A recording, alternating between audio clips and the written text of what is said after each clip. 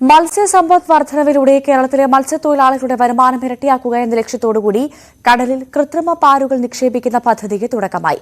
കേന്ദ്ര സംസ്ഥാന സർക്കാരുകളുടെ സംയുക്ത പദ്ധതിയുടെ സംസ്ഥാനതല ഉദ്ഘാടനം കേന്ദ്ര ഫിഷറീസ് വകുപ്പ് മന്ത്രി പർഷോത്തം ഭ്രൂപാല വീഡിയോ കോൺഫറൻസിലൂടെ നിർവഹിച്ചു. വിഴിഞ്ഞം ഹാർബറിലെ നോർത്ത് വാർഫിൽ ഫിഷറീസ് വകുപ്പ് മന്ത്രി സജു ചെറിയാൻ കൃത്രിമ പാലുകൾ നിക്ഷേപിക്കുന്ന പ്രവൃത്തികൾ ഫ്ളാഗ് ഓഫ് ചെയ്തു. പരമ്പരാഗത മത്സ്യത്തൊഴിലാളികളുടെ ജീവിത സാഹചര്യവും ഉപജീവന മാർഗവും മെച്ചപ്പെടുത്തുകയെന്ന ലക്ഷ്യത്തോടെയാണ് പദ്ധതി.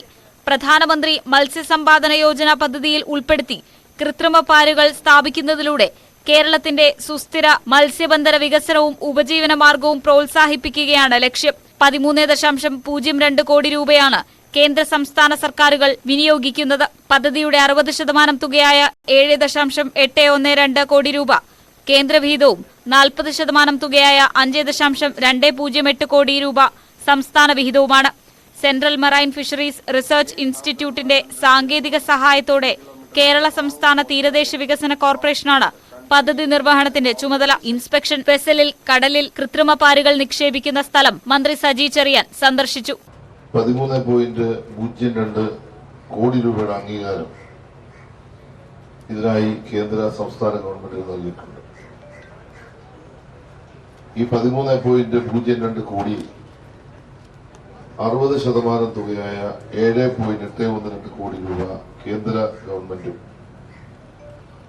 40% തുകയായ 5.208 കോടി രൂപ സംസ്ഥാന ഗവൺമെന്റും ചേർന്നാണ് ഈ പദ്ധതി നടപ്പാക്കുന്നത്. ആദ്യഘട്ടത്തിൽ തിരുവനന്തപുരം ജില്ലയിലെ പൊഴിയൂർ മുതൽ വർക്കല വരെയുള്ള 42 മത്സ്യഗ്രാമങ്ങളിലായി 6300 കൃത്രിമ പാലുകളാണ് നിക്ഷേപിക്കുന്നത്. മോഡ്യൂളുകൾ നശിച്ചു പോകാതിരിക്കാൻ GPS സഹായത്തോടെ സ്ഥാനനിർണ്ണയം നടത്തി മത്സ്യത്തൊഴിലാളികളുടെ സാന്നിധ്യത്തിൽ 12 മുതൽ 15 വരെ പാദം ആഴത്തിലാണ് കടലിന്റെ അടിത്തട്ടിൽ ഇവ നിക്ഷേപിക്കുന്നത്. പാലുകൾ കടലിന്റെ അടിത്തട്ടിൽ കൃത്രിമ ആവാസ വ്യവസ്ഥ സൃഷ്ടിച്ച് മത്സ്യപ്രജനനത്തിനും അവയുടെ സുസ്ഥിരമായ നിലനിൽപ്പിനും അനുകൂല സാഹചര്യം സൃഷ്ടിക്കുന്നു.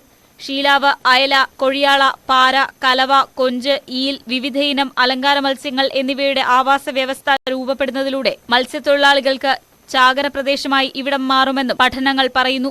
ന്യൂസ് 18 തിരുവനന്തപുരം.